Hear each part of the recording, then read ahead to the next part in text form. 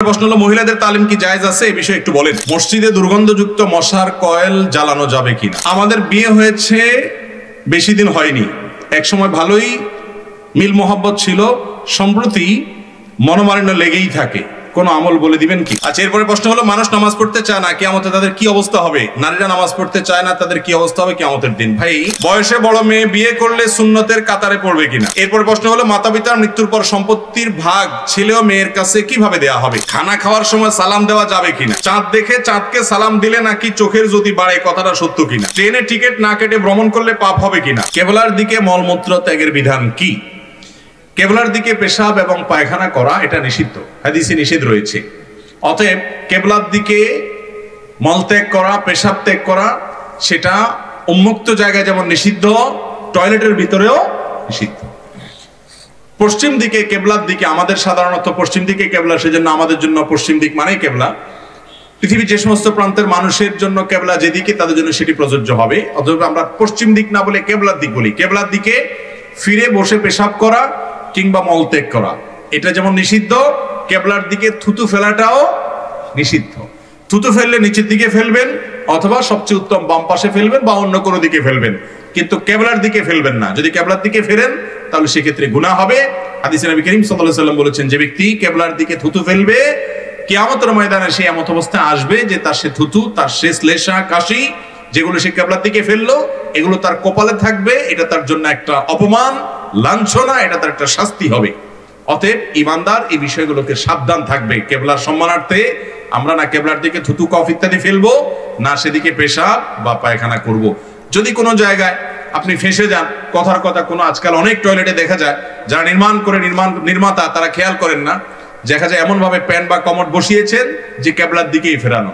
তাহলে সেক্ষেত্রে আপনি নিজের পজিশনকে চেঞ্জ করে যাতে কেবলার দিকে না হয় সেই চেষ্টাটা করে আপনি মলমূত্র ত্যাগ করার চেষ্টা করবেন। যদি একান্ত নিরুপায় করে ফেলেন, না জেনে করে ফেলেন, তাহলে আল্লাহর কাছে তওবা করুন, ইনশাআল্লাহ মাফ হবে। এটার কারণে যে বড় কোনো কাবিরা গুনাহ হবে ব্যাপারটা সেরকম নয়। এরপরে প্রশ্ন হলো মসজিদে দুর্গন্ধযুক্ত মশার কয়েল জ্বালানো যাবে কিনা? মসজিদে যে সমস্ত মশার কয়েল আমরা ব্যবহার করি মশা তাড়াবার জন্য, এই মশার কয়েলগুলো দুই প্রকার। কিছু আছে যেগুলোতে দুর্গন্ধ আছে, যথেষ্ট পরিমাণ কষ্ট হয় গন্ধে, আর কিছু আছে যেগুলোতে এত গন্ধ নাই, বরং সেগুলোতে এক ধরনের সুগন্ধি এরকম কিছু একটা অনুভব করা যায়। যে কয়েলে দুর্গন্ধ আছে, যেটা শুকলে আপনার কষ্ট হয়, এরকম কয়েল মসজিদে ব্যবহার করা জায়েজ নাই। এগুলো মসজিদে ব্যবহার করা যাবে না। যদি করেন তাহলে সেক্ষেত্রে মসজিদের আদব নষ্ট করার গুনাহ হবে, শামিল হবে। কারণ নবী করিম সাল্লাল্লাহু আলাইহি ওয়াসাল্লাম বলেছেন, তাতাআযাল মালাইকা বিমা ইয়াতাআযা বিহি বনু আদম। মানুষ যে সমস্ত কারণে কষ্ট পায়, যেগুলোর গ্রানে, যেগুলোর দুর্গন্ধে মানুষের কষ্ট হয়, ওই সমস্ত বস্তুর দুর্গন্ধে ফেরেশতাদেরও কষ্ট হয়। অতএব মসজিদে যদি দুর্গন্ধ থাকে সেটা মানুষের যেমন কষ্টের কারণ হয়, আল্লাহর ঘর মসজিদে অনেক ফেরেশতারা থাকেন, তাদেরও কষ্ট হয়। এই জন্যই কাঁচা পেঁয়াজ খেয়ে নবী করিম সাল্লাল্লাহু আলাইহি ওয়াসাল্লাম সরাসরি মসজিদে আসতে নিষেধ করেছেন। কাঁচা পেঁয়াজ খেলে মুখের দুর্গন্ধ দূর করে তারপরে মসজিদে আসার নির্দেশ করেছেন। কেন? কারণ এতে ফেরেশতাদের কষ্ট হয়। বিধায় কয়েল যদি জ্বালান আর সেখানে যদি দুর্গন্ধ থাকে তাহলে সেক্ষেত্রে এটি মানুষেরও কষ্টের কারণ, ফেরেশতারও কষ্টের কারণ, সেজন্য এটা জ্বালানো জায়েজ নাই। তবে কয়েলের বিকল্প যেগুলো আছে, অন্য কোনো পদ্ধতি আপনি মশা তাড়াবার জন্য ব্যবহার করতে পারেন। এছাড়াও আরেকটা সমস্যা হলো, অনেক সময় দেখা যায় কয়েলের দুর্গন্ধের কারণে অনেকের শ্বাসকষ্ট হয়, অনেকের অসুবিধা হয়, বিধায় অন্য কারোর অসুবিধা হয় সেরকম কাজ করাও জায়েজ নাই। এরপরে প্রশ্ন হলো আমাদের বিয়ে হয়েছে বেশি দিন হয়নি, এক সময় ভালোই মিল মোহাব্বত ছিল, সম্প্রতি মনোমালিন্য লেগেই থাকে, কোনো আমল বলে দিবেন কি? দেখুন, আমাদের মা বোনদের মধ্যে এবং পুরুষদের মধ্যে একটা সমস্যা হলো, বিয়ের পর একবারে শুরুর দিকে প্রচন্ড রকমের মহব্বত হয়। এজন্য হিন্দিতে একটা কথা আছে, ইবতিদায়ে ইশক আর ইন্তেহায়ে ইশক বরাবর नहीं होता है। প্রেমের শুরু আর প্রেমের শেষ একরকম। শুরুতে শুধু ফুল আদান প্রদান হয়, শেষে লাঠি আদান প্রদান হয়। বুঝতে পেরেছেন? যৌবনের ভ্রমের কারণে অনেক সময় এগুলো টের পায় না, ধরাকে সরা জ্ঞান করে পাগল হয়ে যায় এবং বলে তোমার জন্য আমি জীবন দিয়ে দিব। এরপরে বলে যে তোমার থেকে বাঁচতে পারলে আমার জীবনটা বাঁচে। তাহলে বিবাহের পরও প্রায় শুরুর দিকে বিশেষ করে যারা সচ্চরিত্রবান খুব স্বাভাবিকভাবে স্বামী স্ত্রী একে অন্যকে উজাড় করে ভালোবাসেন, কিন্তু দিন যত যায় ধীরে ধীরে ধীরে ধীরে আস্তে আস্তে সংসার বড় হয়, ছেলে মেয়ে হয়, মনোমালিন্য তৈরি হওয়ার ইস্যুগুলো তৈরি হয়, মতপার্থক্যের ইস্যুগুলো তৈরি হয়, গন্ডগোল ফাসাদ হয়। বেশিরভাগ মেয়ে, বেশিরভাগ ছেলে, বেশিরভাগ দম্পতি এই জায়গাটা এসে অনেক বড় ধরনের অ্যাক্সিডেন্ট এবং ভুল করে। সেটা কি? মনে করে না এর সাথে আমার আর চলবে না, রাস্তা আলাদা করে ফেলতে হবে, সে সিরিয়াস হয়ে যায়। অথচ দাম্পত্য জীবনে গন্ডগোল ফাসাদ হয় না এমন কোন দম্পতি খুঁজে পাওয়া, ওই দেখেন আপনার বন্ধুকে যে তার ওয়াইফ সহ কত হ্যাপি, আপনি চিন্তা করেন হ্যাঁ রে আমি তো কপাল পোড়া, সে কত খুশি। আসলে তারা হয়তো চুলাচুলি আপনার চাইতে আরো বেশি করে, কিন্তু ভাবসাব দেখে আপনার মনে হয় ওফ তারা জানে কত খুশি। ইবলিস আপনাকে এইভাবে দেখায়, আসলে বাস্তবতা ভিন্ন। প্রত্যেকের সংসারে মনোমালিন্য। নবী করিম সাল্লাল্লাহু আলাইহি সাল্লামের দাম্পত্য জীবনে তার স্ত্রীদের সাথে তার মনোমালিন্য হয়েছে না হয় নাই? হয়েছে। খুব বড় সিরিয়াস কিছু হয় নাই। আমরা যেরকম মনোমালিন্য হলে ছোট লোকই করি, নবী আলাইহিস সালাম তো তার মুখ দিয়ে কখনো কটু কথা বের হতো না, কখনো নারীদের গায়ে হাত তোলেননি তিনি, কিন্তু অভিমান করে মনের কষ্টে মসজিদে এসে তিনি আর বাসায় যাবেন না। পরে সাহাবা একরাম মধ্যস্থতা করে সেটাকে দূর করলেন। তাহলে বোঝা গেল স্বামী স্ত্রীর মধ্যে বোঝাপড়ার গরমিল এটা হবেই। বিশেষ করে বিবাহের একদম শুরুতে তো মোহাব্বত অনেক উতরাবে, ইবতেদায়ে প্রেমের শুরুতে যেরকম থাকে ওরকম থাকবে, কিছুদিন গেলে আস্তে আস্তে আস্তে এবার একটু টুনটান টুনটান লাগবে, গন্ডগোল হবে, ফাসাদ হবে, তুমুল আকারে সেটা বিশ্বযুদ্ধের আকারও ধারণ করতে।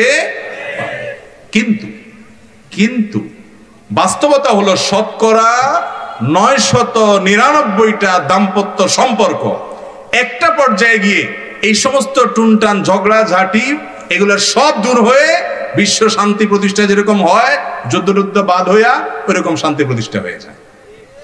অনেক দম্পতি এটা বোঝে না, মেয়েদেরকে শয়তান উস্কায়, বলে যে এমনকি তার বান্ধবীরা অনেকে উস্কায়। অনেক পুরুষ আছে মানুষরূপী শয়তান, দেখতে মানুষের মতো, এটা আসলে ইবলিসের কাজ করে। সে আইসা বলে যে হারে তোমার মতো মেয়ের জীবনটা শেষ করে দিলা এই একটা মানুষের সাথে, আহা তোমার জীবনে কত কত ভালো ছেলে মেলার কথা, অজাগায় তোমার বাপ মা বিয়ে দিয়ে দিছে, দিলনি তারে উস্কায়। আবার একই কথা ছেলে কেউ বলে। মূলত এগুলো সবগুলো হলো মানুষরূপী শয়তান, ওয়াসওয়াসা তৈরি করে দাম্পত্য কলহ সৃষ্টি করে। আমি সে সমস্ত দম্পতিকে বলতে চাই যাদের মধ্যে মনোমালিন্য আছে, স্বামী স্ত্রীর মধ্যে বোঝাপড়া নাই, ঝগড়াঝাটি লেগে থাকে, গন্ডগোল হয়ে থাকে, আমি বলবো সময় পার করেন, জাস্ট সময় পার করেন। বিশেষ করে মা বোনদেরকে বলি, মুসলিম পরিবারের মহিলারা এত বড় রাজা, এত বড় রানী এবং এত বড় রাজত্ব তারা করে, এত দাপট তাদের, শুধু একটু সময়ের অপেক্ষা লাগে। প্রথম আসলে হয়তো শাশুড়ি ডিস্টার্ব করে, ননদেও হয়তো ডিস্টার্ব করে, স্বামীও হয়তো ভুল বুঝে, অনেক কাহিনী হয়, শুধু সবর করতে হয়। আমি সবসময় বলি বোন সবর করেন। একটা দুইটা বাচ্চা হয়ে গেলে এই বাচ্চাগুলো যখন আস্তে আস্তে বড় হবে তখন কিন্তু মনে করলেন আপনার বাহিনী তৈরি হচ্ছে। এই বাচ্চা তো না, এগুলা কি বাহিনী। এগুলা মায়ের পক্ষে যাবে না বাপের পক্ষে যাবে? কোনো সন্দেহ আছে? বাচ্চারা সব কার পক্ষে যাবে? বেশিরভাগ মায়ের পক্ষেই। শুধু তাই নয়, এই বাচ্চাদের ঘরে আবার যখন ছেলে মেয়ে হবে, নাতি নাতনি হবে, সেগুলা কার পক্ষে যাবে? নানা দাদার পক্ষে যাবে না বুড়ির পক্ষে যাবে? যখন বয়স বার্ধক্যে পৌঁছায় এবার বুড়ো দৌড়ের উপরে থাকে। যে বুড়ো জোয়ানকালে দাপট আর দাপট দেখাইছে বউয়ের উপরে, এখন বিড়ালের মতো ঢুকে বাড়িতে, আবার বিড়ালের মতো বের হয়। ঠিক না ঠিক? বুড়ির তখন রাজত্ব দেখে কে, কর্তৃত্ব দেখে কে, উঠ বস করতে থাকে বুড়া বেশি কথা বলবে, চুপ, আপনার কারণে সব গন্ডগোল, বিড়ালের মতো হয়ে যাবে চা। ঠিক না ঠিক? বুড়া কালেও মাস্তানি মাতবরি করে এরকম অমানুষ খুব কম, বেশিরভাগই মানুষ হয়ে যায়। এই জন্য আমাদের মা বোনদেরকে বলবো, আপনাদেরকে অনেকে উস্কাবে যে না না না এই সমস্ত অশান্তি করা যাবে না, নিজের পায়ে নিজে দাঁড়াতে হবে, ছেড়ে দাও, স্বামী সংসার চলে যাও। হ্যাঁ, ইন্ডিভিজুয়াল কোনো কেস, অমানুষ আছে, তার কাছ থেকে ভালো কিছু আশা করা যায় না, সবর করা যায় না, তাহলে সেক্ষেত্রে আপনি পরামর্শ করে বিচ্ছেদের সিদ্ধান্ত নিতে পারেন, কিন্তু সেটা হতে হবে বিচক্ষণতার সাথে। দাম্পত্য জীবনে মাঝামাঝি পর্যায়ে এসে নদীর মাঝখানে আসলে যেরকম ঢেউ থাকে, উত্তাল তরঙ্গ থাকে, ওইরকম গন্ডগোল ফাসাদ প্রত্যেকটা ফ্যামিলিতে হয়। অস্থির হবেন না, একটু সবর করেন, সময় পার করেন। নদীর এই পাড়ে যেরকম সুখ, ওই পাড়ে যেরকম সুখ, মাঝে যেরকম ঢেউ, উত্তাল তরঙ্গ। দাম্পত্য জীবনের শুরুতে থাকে প্রেম, শেষে থাকে প্রেম, থাকুক আর না থাকুক বুড়া সাইজ হয়ে যায়, শুধুমাত্র মাঝখানে একটু সবর করতে হয়। কথা কি বুঝাতে পারছি? বেশিরভাগ যুবক মানুষ বিয়ের পরেই একটু টুনটান হইলো আর যুদ্ধ বিগ্রহ বাধাই দিলেন, তালাক তুলাক দিয়া এরপরে যায়া চোখের পানি ফেললেন, কোনো কাজ হবে না। বিদায় সাবধান থাকতে হবে। এবং দাম্পত্য জীবনের শান্তির মূল মন্ত্র হলো সবর। সবর ছাড়া দাম্পত্য জীবনের শান্তি কখনো আসবে? সবর থাকতে হবে। আল্লাহ আমাদেরকে সবর করার তৌফিক দান করুন। এরপরে প্রশ্ন হলো, মহিলাদের তালিম কি জায়েজ আছে? এই বিষয়ে একটু বলেন। মহিলাদের তালিম জায়েজ আছে কিনা? মহিলাদের তালিমের মধ্যে যদি মহিলারা মহিলাদের মধ্যে তালিম করে এবং একজন মহিলা কোরআন হাদিসের আলোকে অন্য মহিলাদেরকে কোরআন হাদিসের কথা বলে, এটাতে কোনো দোষের কিছু? কোরআন হাদিসের কথা, সৎ কাজের আদেশ নিষেধ শুধু পুরুষরা করবে, মহিলারা করবে না। কিন্তু মহিলাদের তালিমের নামে যদি এক জেলা থেকে আরেক জেলা চলে যান, মাহরাম ছেড়ে চলে যান, সংসার ছেড়ে চলে যান, ছেলে মেয়ে স্ত্রী, ছেলে মেয়ে স্বামী, বাবা ভাই, কারোর কমান্ড না মানেন এবং আপনি একেবারে পুরাই লাইন ছাড়া হয়ে যান এবং নিজে স্বয়ং সম্পন্ন হয়ে যান, সেটা কিন্তু জায়েজ হবে। অনেক জায়গায় আজকাল এই সমস্যা শুরু হয়েছে যে মহিলাদের বিশাল ইস্তেমা, মহিলাদের বিশাল মাহফিল, স্বামী বাপ ভাই সংসার সব ছেড়ে দিয়ে তিনি চলে যাচ্ছেন, এটা জায়েজ নাই।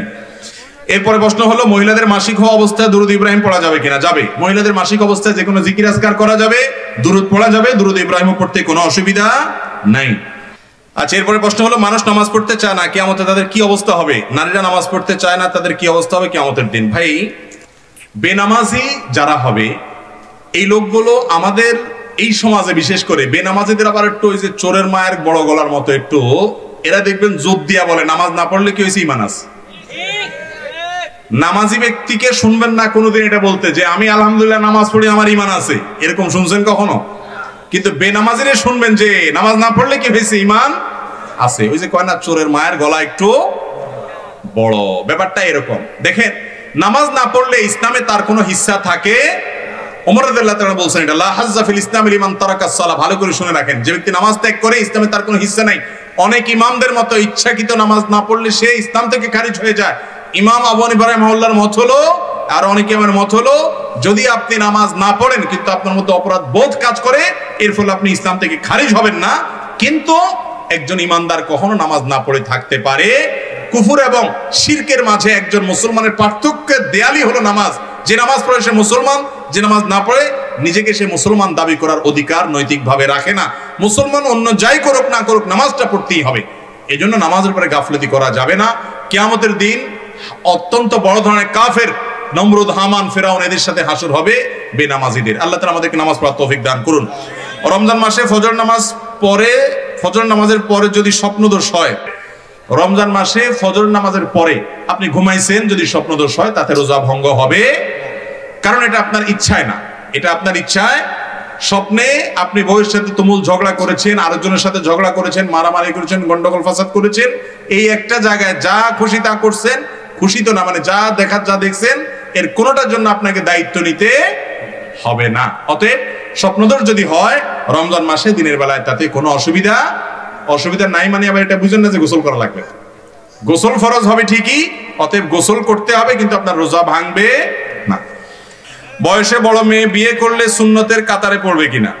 কোন ছেলে যদি কোনো মেয়েকে বিয়ে করে, সে মেয়ের বয়সটা নিজের চাইতে বয়সে বেশি এরকম, অথবা যদি কোনো মেয়ে বিধবা হয় তাকে বিয়ে করে, তালাক প্রাপ্তা কিন্তু ভালো মানুষ, তার কোনো দোষ নাই, জামাই হয়তো স্বামী হয়তো জালেম ছিল, তাহলে এরকম মেয়েকে বিয়ে করলে অনেক বড় সওয়াব হবে। আমাদের সমাজের কিছু অনাচার আছে।